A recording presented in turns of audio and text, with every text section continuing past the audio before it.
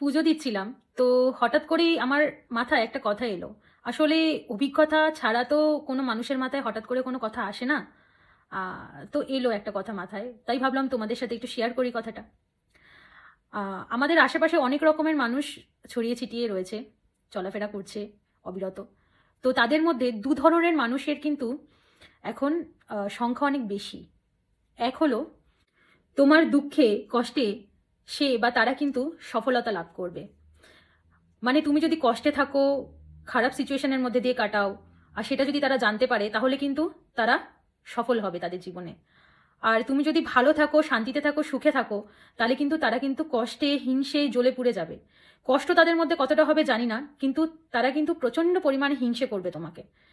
তো একটা কথাই বলবো, কারোর সাথে কিছু শেয়ার করার আগে একবার দুবার নয়, হাজারবার লাখবার ভাববে যে তার সাথে সেই জিনিসটা শেয়ার করা যায় কি না। হোক না সে তোমার পরম আত্মীয় বা পরম বন্ধু।